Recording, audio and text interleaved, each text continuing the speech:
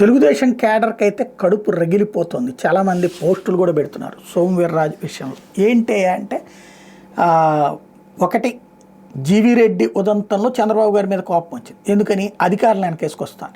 అట్లాగే సోము వీర్రాజు విషయంలో ఆయనకి ఎమ్మెల్సీ ఎట్లా ఇస్తారు. కానీ ఏం చేయాలి చంద్రబాబు గారు నాకు తెలియక అడుగుతాను. ఒక సీటు భారతీయ జనతా పార్టీ కావాలని అడిగింది, ఇచ్చేయాల్సిందే కదా. ఈ అభ్యర్థిని పెట్టండి అని చంద్రబాబు గారు చెప్తే బీజేపీ అధినాయకత్వం ఒప్పుకుంటుందా? లేదా వీళ్ళైతే వద్దండి అని చెప్తే ఒప్పుకుంటుందా? బీజేపీలో ఎవరు ఉండాలో బీజేపీ అధినాయకత్వం డిసైడ్ చేస్తుంది. ఇప్పుడు నాగబాబుకి సంబంధించి వద్దని చెప్పేసి ఈనాడు జ్యోతిలో రాయించినంత మాత్రాన ఆగారా పవన్ కళ్యాణ్? ఆగుతారా? ఇప్పుడు ఎట్లా ఉందంటే బాబు గారి మీద ఒత్తిడి, ఆయన మీద కోపగించేసుకోవడం, మాకు నచ్చనోడనల్లా చంద్రబాబు తొక్కేయాలని నాశనం చేసేయాలి. అందులో నాగబాబు విషయంలోనైనా లేకపోతే సోము వీర్రాజు విషయంలోనైనా ఆయన మాకు అనుకూలంగా మేము చెప్పినట్టుగా వినాలి అంటే ఎట్లా కుదురుతుంది?